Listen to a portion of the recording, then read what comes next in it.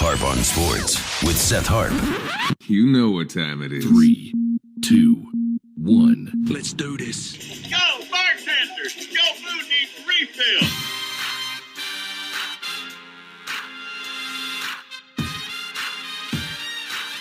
Harp on Sports, the podcast, media, audio, and radio network. What do we have in store for you on this edition of the program? Starting off with the Bucs, they go big. Chris Godwin, $60+ million deal over 3 years, 44 guaranteed. They're running into a little bit of an issue down the road with all these voided years, but the Bucs running it back, and they had a great end to the year last year. Didn't they just snake bit and fell into a little bit of a trap there against Washington? But the Bucs, I like what they've done. I really, really do. Speaking of Tampa, boy, a little Rob Manfred muscle when it comes to the Rays. Apparently he's seen enough over the course of the last 6-7 years. Stu Sternberg, time to go. Hey, sell the team. This is something that Rays fans have wanted for a long time. They're going to get it one way or another. It's kind of put up or shut up time for this organization, and the clock is ticking. It's ticking to the span of less than 24 months, ticking for the Rays in Tampa. So we're going to look at that. And Todd Golden, ganked. Something stolen from Todd Golden. Stolen from Golden? Look at that as well. Again, Harp on Sports, the bar, podcast, media, audio, radio network. Follow, share, like, subscribe. Instagram, Twitter, at Harp on Sports. Harp on Sports, the auditory route, Buzzsprout, Spotify, Apple Podcasts, Under the Bar, Harp on Sports Facebook page, Harp on Sports YouTube channel, of course, harponsports.com. The Bucs go big. And, I went through and looked at their deals. They are locking up their offensive core. Mike Evans entering the final year of a deal. Now he's got a couple voided years at the back end of this. So the Bucs can get away with this. And I looked this up. Do you know where Baker Mayfield is in terms of quarterback pay in the NFL? It's fascinating where he is. He's 19th. Baker Mayfield is 19th in the NFL when it comes to average salary quarterbacks. That's remarkable. That's why they're able to do what they're able to do. That's why they can give Chris Godwin $66 million over 3 years. Although it's more of a, look, there's dead money on those voided years, and this is where it starts to get tricky. It's possible. It's possible. And they're staggering this, right? So Godwin 25, 26, and then voided. Mike Evans is this way, right? Last year, this year, coming up 25, 26, 27, voided. So they're making sure that they don't have too many voided years in here, but this is something the Bucs like to do. They like to stay under the cap by being burned 2 or 3 years down the road. Now, the thing is, as long as the salary cap keeps going up, you can kind of get away with this stuff. Now, where they're going to get into trouble is at the end of this year, depending on what they decide to do with Mike Evans. Because at the end of this year, Mike Evans is going to want a new deal. What's he going to want? He puts together another, he just got what he needed to do to get to that 1,000-yard mark this year. Mike Evans puts together another 8-9 touchdown, 1,100-yard season. He's going to look around and go, okay, let's run it back. Godwin 3 years, 66. I want 375 at least, right? That's what he's going to be looking at. But as long as you're paying Baker Mayfield market rate, 75% of market rate, you can get away with this stuff. You can. So and then what? Ben Bredeson, they signed him on the offensive line. Was he guard? 3 years, $21 million, 3 years, $22 million. Hassan Reddick. Look, they brought back their core, a core that was red hot at the end of the year. They bring Godwin back. They add Reddick. Now they've had to make some moves. They've had to let some guys go. But the thing is that they've got going for them, more so than anything else, where they got the 19th pick and then they've got the 51st pick. So that they can add another couple starters here, start to rebuild that core. They're going to be in pretty good shape. The Bucs are going to be in pretty good shape. And you have to look at the division too. You look at the entire NFC as a whole. The Lions, okay. The Eagles, loaded.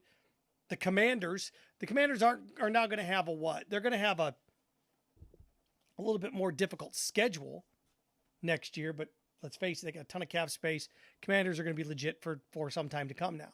You look around at the rest of the NFC, is the window closed in San Francisco? Is it? We know Green Bay It's good. We know the Bears are going to be better. The thing is, what the Bucs are doing is looking around, surveying the landscape, and going, okay, we're going to bring these guys back. And what we're going to do is, in doing so, we are going to put ourselves in a position to be competitive for the next 3 or 4 years. That's what they're doing. They're playing with a 3 or 4 year window here. This isn't a long-term franchise build. This is not a situation like the Eagles have with Jalen Hurts or, the Ravens have with Lamar Jackson. It's not one of those situations. The Bucs are going to be operating in 3 or 4 year windows. They've got Godwin, who's, let's face it, I mean, he's been there 8 years. He's a good chunk of this franchise, but they're looking at that going, we'd rather pay Chris Godwin 3 years, 66. It's really 244 with void years in there. We'd rather do that than give, a Metcalf, trade a second round pick, spend $150 million. We're gonna work this in 3 year cycles. Is what they're doing. Other franchises work in 5 or 6 year cycles, 4, 5, 6 year cycles. Not these guys. These guys operate in 3 year cycles. And I look around at it again. As long as the Panthers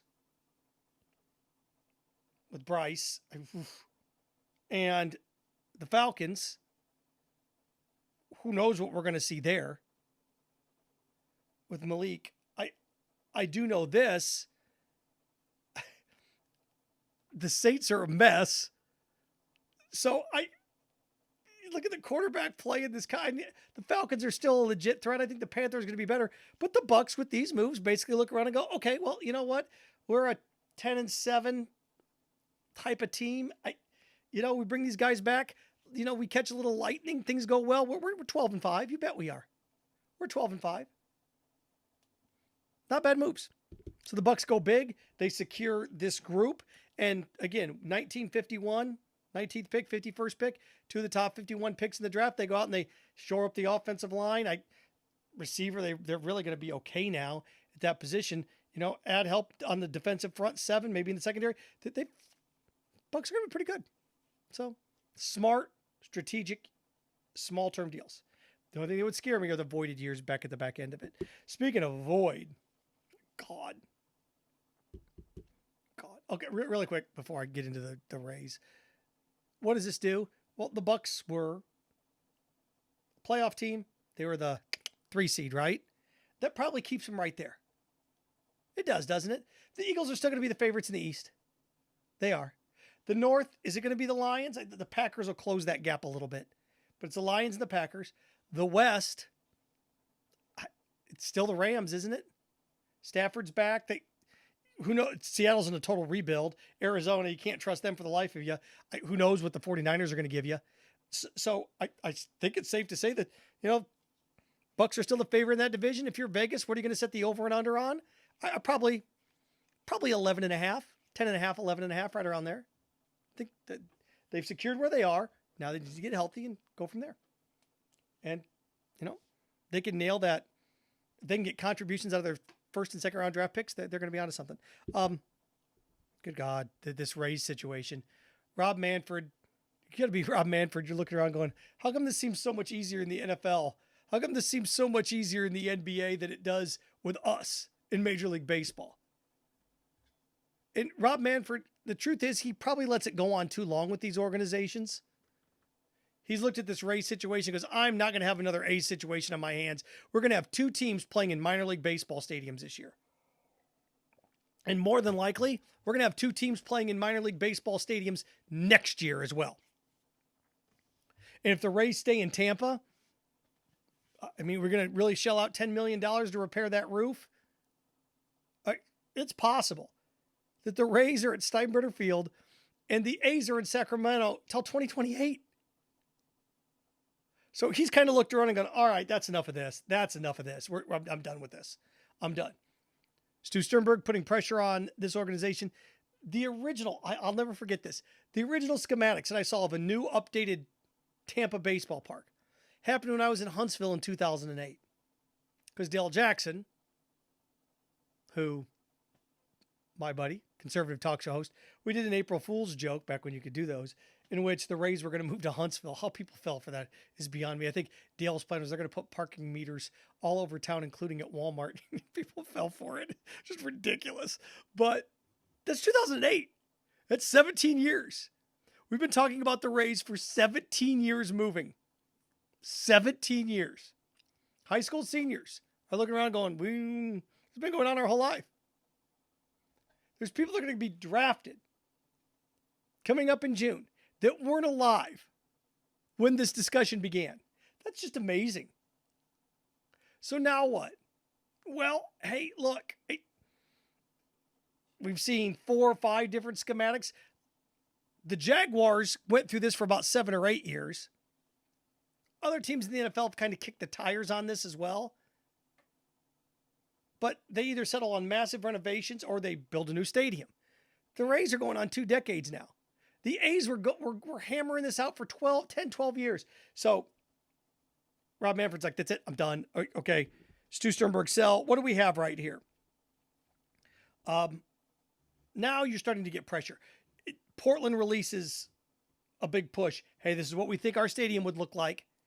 Nashville's done this. Charlotte's done this.